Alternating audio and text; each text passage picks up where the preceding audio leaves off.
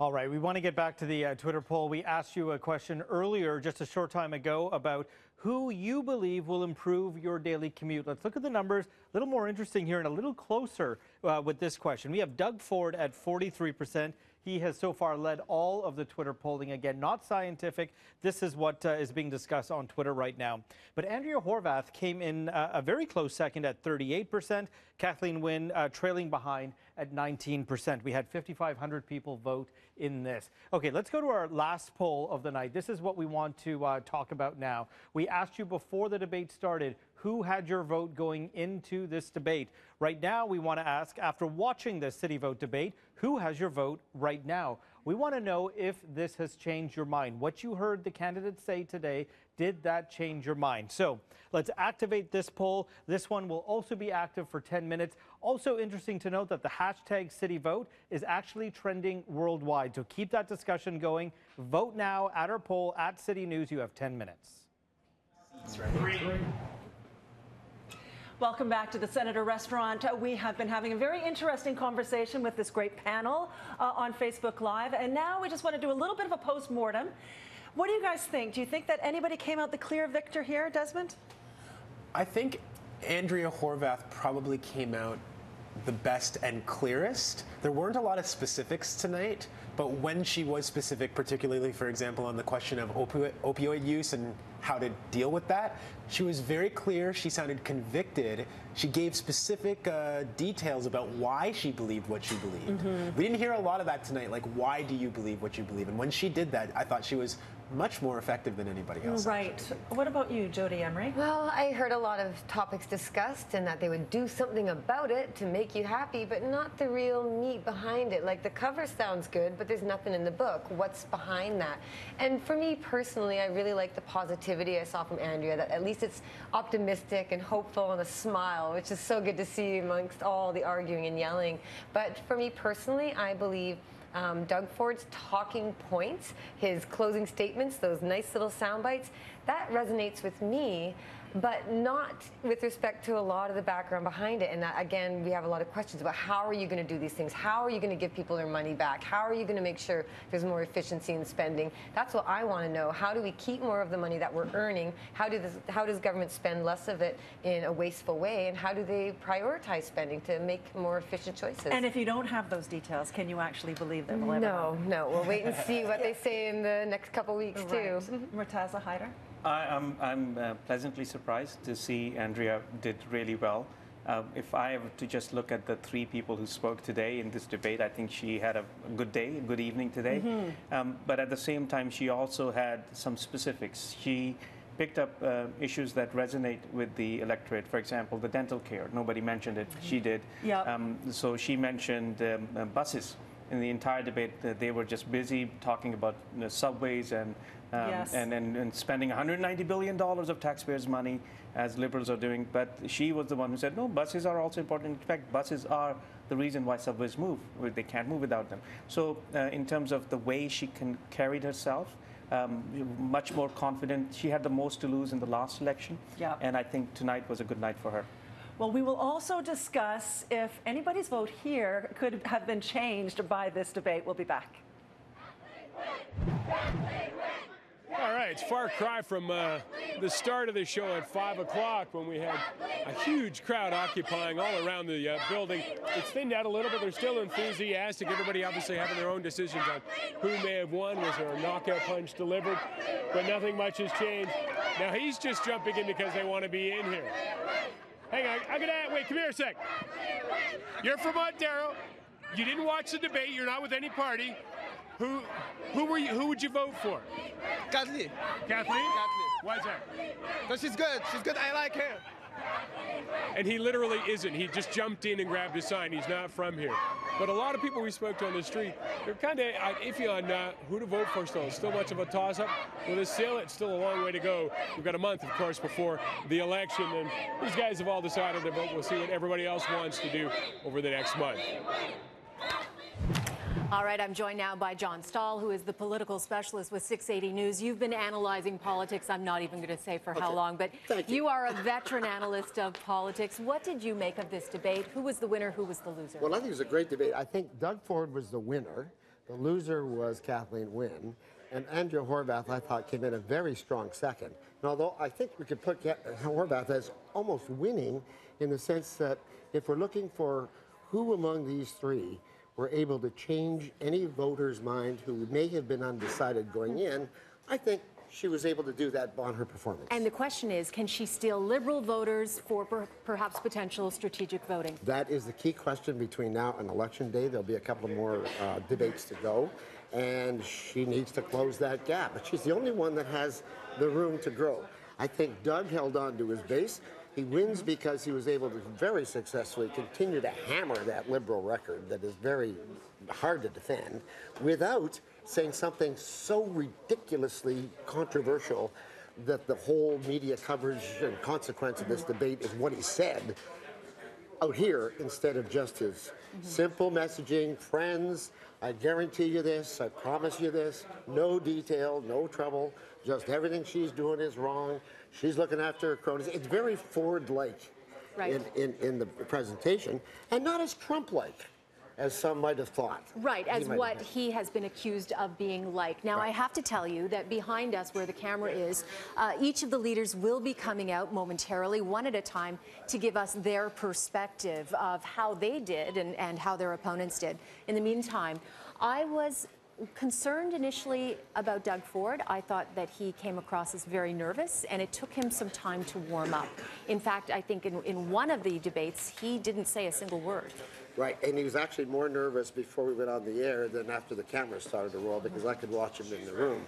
But I think he knew there was a lot at stake here. Yes. Even though he has a loaded gun, and he does have a large lead by all the polls, because that anti-liberal time for change vote is so strong and so high, he would really have to do something outrageous to lose the kind of distance that he has. I think the Conservatives could win with anybody at this stage, and he just has to make sure he doesn't go off the deep end. And he did not have a major blunder. And I have to say, too, he was at a disadvantage because this was his first provincial debate. Right. Kathleen Wynne, Andrea Horvath have had many under their belts. They're seasoned at this. I think he'll get criticized if he does it all for not answering questions. The way Andrea Horvath was more successful than I think Kathleen Wynne was in confronting him, saying, you know, Doug, you're just using generalities. I mean, what do you mean by that? Of course there are going to be cuts. Of course there are going to be consequences. You know, you're looking after your cronies. She was at least trying to hold him to account. But if you really parse this out, apart from the transit announcement that he made about $5 billion, and that was new for a regional transit system, he really didn't give any detail to any of the questions that were asked about the 4%, you know, and how many jobs are going to get lost. He just very casually, very Ford-like, and they've learned this from the campaign at City Hall. Just turn it around. Well, you know, 4%, I ask everybody across the province. They think, why not more? Kathleen, you did A, B, C. I'll tell you what I'm not going to do is go after that hydro guy, or I'm going to get that hydro guy. That $6 million man. People love that. I thought Andrea Horvath, who is about to come out momentarily, had some really good moments where she just let the two of them bicker, and then she would look at the camera and say, this is what the problem is. Yep. And here she comes now. Let's see what she has to say about this debate. Andrea, you just finished the first live debate exclusively on City. A poll in Maclean's today had you at about 30% second place. What do you do to build momentum and shed the moniker, the opinion of some, that the NDP can't win with you at the helm? Well, you know, I think it's pretty clear in tonight's debate. And first of all, thank you for City TV for hosting us and giving the people of Ontario a chance to see what they have in terms of choices for the future of our province. And I think tonight was an opportunity to show people that what we've done for the last couple of decades doesn't have to continue. You don't have to keep bouncing between the Liberals and the Conservatives and watch life just getting harder for everyday families. And that's what our campaign's about. It's about giving people the opportunity to choose change for the better, to make life better for everyday families. Not deep cuts to services like Mr. Ford's offering, not the lack of attention to so many issues that Kathleen Wynne has given us, you know, hallway medicine, a crisis in our long-term care system, people who can't get their prescriptions filled or their teeth fixed, schools that are falling apart around our children's ears. It doesn't have to be that way, and this campaign is really about change. but people have to think carefully. What kind of change do you want? There was a question. There was a question today. Questions about what he would cut. He didn't get a specific answer. What do you take from that? Well, I mean, there's a couple of things. Mr. Ford needs to do the right thing by the people of Ontario and be upfront about what he is planning on cutting. He avoids that question like the plague, but people deserve to know. Look, Mr. Hudak was honest with Ontarians. Mr. Harris was honest with Ontarians. Heck, Mr. Harper was honest with Ontarians, or with Canadians, about what he was going to cut and how he was going to tackle deficits. Mr. Ford needs to step up to the plate. He needs to, have the guts to tell people exactly what it is that he has in store. Because I can tell you this, and there's no doubt in my mind, anything that he claims in terms of savings for everyday families is really going to mean deep, deep cuts that are going to hurt.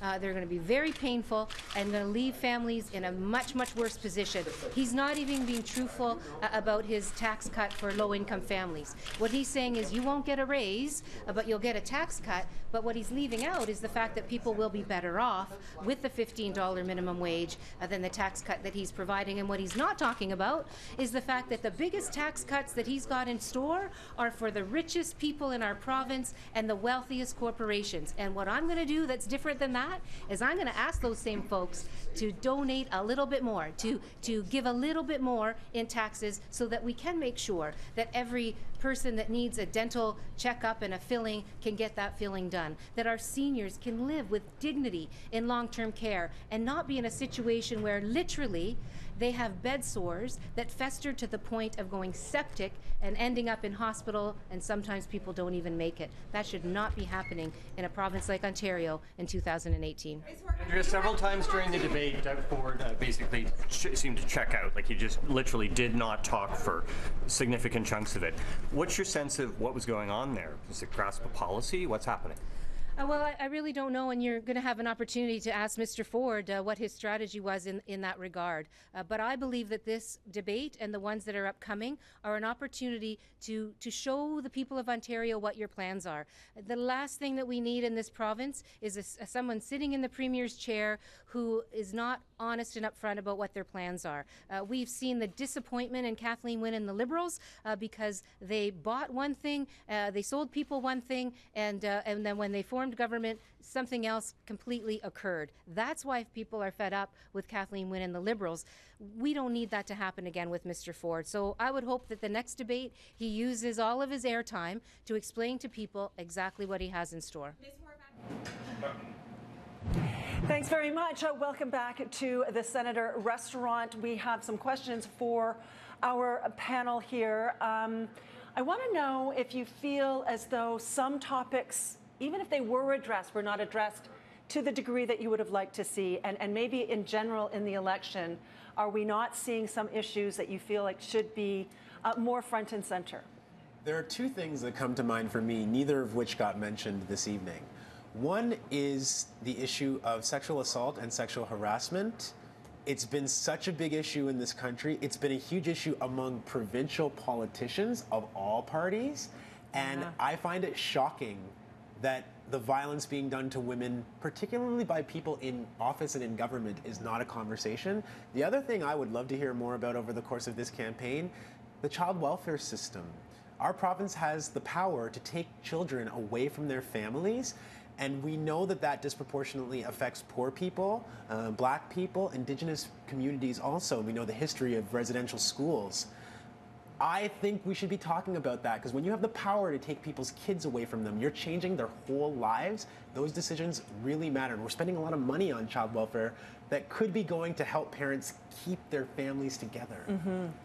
And Jody, I mean, you've got a lot of thoughts about the whole cannabis issue. Well, we see in other jurisdictions in the United States and around the world that when cannabis legalization is discussed and put forward, things happen quickly. You see immediate revenue being generated. You see businesses being encouraged to set up. Colorado is a great example where they allowed the existing industry to become legal and regulated. Ontario is missing out on an enormous opportunity. The taxpayers of this province deserve to have local businesses run by their local communities, giving back to the community, generating tax tax revenue, creating these opportunities for the people who have traditionally been excluded from finding job opportunities. But we're not seeing that. And when the government looks to sell cannabis themselves, they're denying us all sorts of job opportunities in tourism, in entertainment, in agriculture. You can even use hemp and cannabis in cars and houses and clothing. So cannabis could create so many jobs, but when the government seeks to restrict and limit it and demonize it and say it's a dangerous thing for our kids, that's denying us so many opportunities that we should be talking about more in depth. So Doug Ford could have had your vote if he'd stuck with the free open market thing. He came out and said free market, and then he switched his mind. But it just tells you the alcohol lobby has a lot of money in this province, and we should be promoting the safer choice. Cannabis is safer than alcohol and opioids. Murtaza Haider. Now, the focus of this debate was more on sort of urban issues, but even if you look at the urban economy, you look at Toronto, you look at the jobs, and you realize that in the past 3 years or so, most jobs created in the city of Toronto, it happens to be the most sophisticated employment market in Canada, they were part-time jobs. I'm so sorry, I have to cut you off. Kathleen Wynne is about to speak. Let's hear her. She takes priority. It was a great opportunity to have a chance to talk about some of the substantial issues in response to really important questions that were asked. More than 8,000 people on our exclusive poll at City News on Twitter. Only 14 people say that you won tonight's debate. Andrea Horwath has 43%, Doug Ford has 39%. You have lost, according to the people here in this poll. What are you going to do to try and get your campaign on track and win an election many people believe you've already lost? Well, you know what? There have been, I think, 2 polls today. This is another one. They all say different things, and we're going to continue to work to make sure that people understand what we've done to build this province up. And I had a chance to talk tonight about some of the care initiatives, the supports that we have put in place and will put in place, but also about the economy and also, you know, how strong the economy in Ontario is. I'm going to continue to talk about that across this province, and people will make their decision. Mais comment vous allez convaincre les gens, comment vous allez défendre votre bilan alors que les gens semblent vouloir du changement? Je peux seulement dire c'est ce que nous avons fait, et je peux seulement dire c'est ce que nous savons est nécessaire pour l'avenir, pour bâtir la province, pour investir dans les gens, dans les Ontariens et les Ontariennes, pour assurer que nous avons un avenir fort ici en Ontario. Est-ce que vous sentez que c'est difficile de faire entendre votre message dans le contexte actuel? Sorry, Est-ce que c'est difficile? Est-ce que vous sentez une résistance de la part des gens? C'était difficile à dire. Nous avons beaucoup des opportunités dans cette campagne pour parler avec les citoyens dans les régions, dans toute la province, et c'est le bénéfice d'une élection campagne. The comment was Doug Ford said you had a nice smile. What did you make of that? Well, I said he had a nice smile as well. You know, I think that there are many of us who have come to maybe expect that kind of comment, that kind of behavior. I think that it's disappointing. It's not, I think, part of a substantial discussion of policy. But you'll have to ask him what his intention was. Mr. Ford asked you, when did you lose your way in government, essentially suggesting that you are no longer fighting and speaking for the people that you promised to when you took office. Several polls seem to suggest that he might have hit the nail on the head there with the electorate, that they think the same way. Well, I got into politics to put in place supports for people. I got involved in provincial politics because I believed that the education policies of the previous Conservative government were ripping apart our publicly funded education system, were devastating our municipalities and our healthcare system. And I got into office, I ran for office in order to be part of a government that would rebuild those things. That's what we've been doing. And since I've been Premier, I have continued to build this province. You know, I talked tonight about the economy. The economy is doing better than most of the other provinces, better than the United States. We've got an unemployment rate that is the best that it's been in 2 decades. But we know that there's more that people need. And so the plan that we've put forward builds on the supports that we've already put in place. But look, it's about making sure that people have the mental health supports that they need, that families can find childcare, that students can find post-secondary education. That's what people are saying they need, and that's what we are going to work to put in place. There was a question asked tonight by a member of the public asking for what kind of supports you would put in place for around safe injection sites. None of the leaders actually answered the question. City News has found across the street at St. Michael's Choir School, syringes around the children's school. What kind of supports would you put in place around safe injection sites that are opening in the city right now? Well, one of the things that we have done is work with the folks who are running that safe injection site at Moss Park to get that into a permanent building, to move it out of the park, because I think that's a reasonable thing to suggest, that it shouldn't be in a park. But we're going to look at the evidence and make sure that we work to prevent addiction in the first place, put more supports in place, but also to save people's lives. And that's what safe injection sites are about. Safety support, though, for people that live around these safe injection sites. I think moving that safe injection site out of a park, that's the first step, to make sure that is not where it takes place, and to work with the police services, because the mayor has been very much a part of that concern around the location. Make sure that the municipality has the supports that they need to keep the community safe. Okay. Before we close safe injection sites. I'm so sorry. Okay. You have to look at the evidence. Okay, let's get to the Twitter results here from our polling. So going into the debate today, we asked, who has your vote right now? We already told you the results. 42% said Doug Ford, 27% said Andrea Horwath, in third place, Kathleen Wynne. It very much reflected an earlier poll that was released this morning by Polera and Maclean's. Let's go to now, 8,700 people voted in our final poll, which was after watching the city vote debate. Who has your vote right now? And look what happened. Andrea Horwath on this Twitter poll, which is non-scientific, took the lead here with 43%. Doug Ford, close second with 39%. Kathleen Wynne's support, though, dropped way down to 14%. And that was the basis of the question that Adrian asked to Kathleen Wynne. $1 billion that I'm putting into mental health and addiction. We're going to fund it properly. And one of the things when I've talked to families across Ontario about addiction, that they don't have beds available. We will make sure there's beds, housing support available for anyone with addictions. We'll give them the resources. You know, there's one thing we had in common, all three of us. We all want to save lives, and we just might have a different way of trying to save lives.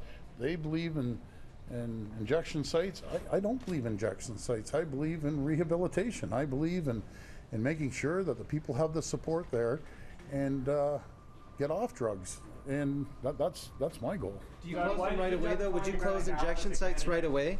Well, again, I would make sure, my friends. Absolutely. I do anything that we do is responsible. I will go in there and I'll talk to the experts.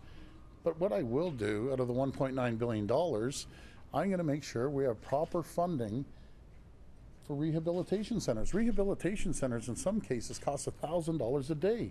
Not everyone can afford $1,000 a day. So we'll make sure that we support the people that need support, that need help, because every single family, every one of you here, standing here today, knows a family, a friend that has some form of addiction. It's just the way it is. It's unfortunate. Go ahead. Your party approved of Tanya Granick-Allen as a candidate. Why did you dump her? Well, you know, we have a big tent, but again, we have all different views, and we're open to all different views, but those views have to be respectful, and we don't believe some of the things that Tanya mentioned were respectful. It's not about agreeing on this or agreeing on that. we just didn't believe it came across as in a respectful manner, and we have to respect each other no matter what views we have, because everyone has different views, but some of those were disturbing, so we're going to move on. We're going to focus on what the taxpayers want, and I'll tell you what the taxpayers want. They want lower hydro rates, they want jobs, they want to make sure there's accountability, transparency, and integrity when it comes to their government. And right now, over the last 15 years, we've seen anything but accountability and transparency. Doug, there are many people. Doug, you just finished up the first leadership debate right here exclusively on City, though there are still many people who believe that you could be unpredictable as a leader, potentially even dangerous. What would you do to change their minds? Well, you can watch me. I've been crisscrossing the province. We're going to be responsible. I think I have an incredible team, a great caucus, an absolutely great caucus, and we're going to be responsible with the taxpayers' money. By no means are we're going to do anything that will disrespect the taxpayers. That's all we're going to do, is make sure that we hold bureaucrats and all politicians, even our own party, accountable when it comes to spending taxpayers' money. We aren't going to be the most indebted region, subnational debt in the entire world, like we are right now. It's $346 billion of debt, which is staggering. The deficit, we're going to make sure we work with the Auditor General, that we have clean books. We aren't going to mislead the people. As we all know, the Liberals and Kathleen Wynne, they were cooking the books on the taxpayers. It's unheard of. Matter of fact, in 30 years, I've never seen any government of any stripe cook the books like Kathleen Wynne has. Mr. Ford, you were... Yeah, go ahead. I'm sorry. $5 billion in transit funding tonight, but there wasn't a lot of detail there. That's a lot of money. Can you explain anything more about that? Sure, I'll explain a couple things. What we're going to do is make sure that we put $5 billion into Toronto, GTA, and the surrounding areas. We're going to spend $5 billion. One of the items is going to be two-way go all the way to Niagara. We're going to make sure that we continue to loop along Scarborough and actually deliver proper transit for once in their lifetime for the people of Scarborough, the 630,000 people that have been ignored by this provincial government. We'll finish off the loop. We're going to do the downtown relief line. We'll upload the subway system up to the province. TTC will still operate it, but when it comes to build and design, it won't be the TTC. But I can assure all TTC workers we're going to expand it. And by the way, I want to give a shout out to all the TTC workers. I support you 100%. They're great, they're frontline people, and they do an incredible job. But we're going to make sure that we get rapid transit out to the areas of the GTA, be it Richmond Hill. We're going to continue on the loop for the Scarborough, and we're going to actually bring subways, proper transit system for the first time ever back to Toronto and the GTA, and start building a regional transportation system. I always say it's important. It's not just Toronto, it's Toronto and the GTA. It's going to be a regional transportation system that you can get on somewhere in Toronto, and you're going to end up in the 905 somewhere in a rapid fashion. So the GTA, get ready for a great subway system coming to your way soon. Thank you. All right, John Stahl, I'm going to sum up my thoughts. Doug Ford did not blow it. He did not make a major blunder. Andrea Horwath may have wooed over some Liberal voters who are thinking of strategic voting, and Kathleen Wynne has an uphill battle. I'm with you all the way. I think Andrea Horwath comes out of this with more momentum, possibility, than any of the other candidates. I think she should be more direct in closing statements and everywhere else, just saying, you know what, everybody's tired of this Liberal government. Some of you are afraid of Doug Ford. I get it. I know you're wondering whether I'm the guy you can trust. I can come this way and do it. And if she can connect the way Doug does with his base, she'll have a good campaign. Do you see Kathleen Wynne able to come out of this? I don't at all. I see no growth for the Liberal Party and Kathleen Wynne here. I do not think she performed very well. She's tried to stay to policy and record, and that's a pretty tough record to defend. I don't mean to be unkind, but visually and optically, I think she looked like The Walking Dead. Really? And do you think that Doug Ford will continue to grow his base, or does he already have his base who will not waver no matter what? I think he's got his base. I'm not sure it grows from where it is, but it's so strong compared to the anti-Liberal vote. I think that third party, NDP, is is the fulcrum part as to how much of a lead or a majority minority he can form. But with Doug Ford's base, from the polls that we're seeing, is that enough to carry him into a majority victory at this point? Well, there's the base that we call the Ford Nation. That's mostly a GTA 416-905 thing. Now we're talking about the province of Ontario. I think he can, grow in the sense that he connects with the average person. And he's got this nailed, from the experience he had with his brother and watching some of the Trump methodology in election. It's on for the little guy. Nobody's paying attention to you. Watch me. I don't have to promise anything specific. Just, I guarantee it. All right, John, I have to cut you off. I'm so sorry. Pleasure as well. And right now I'm going to send it outside to Roger Peterson, who's been outside with all the supporters. All right, Sid. It was really funny to watch right now. Kathleen Wynne came out. She was greeted by all her supporters out here, Andrea Horvath. And then all the Liberal supporters thought Doug Ford was going out the back, so they literally sprinted around the back right now. They've stuck around, but it's starting to wind down out here. And clearly everybody knows who they think won from each of these groups. If that's true, we'll have to wait and see. Of course, we're a month away from the election. For a little more on this, so let's head over now to Pam Seidel. Pam. Roger, we're back at the Senator with a final word from our panel. Murtaza Haider, what does Kathleen Wynne need to do to gain some ground here?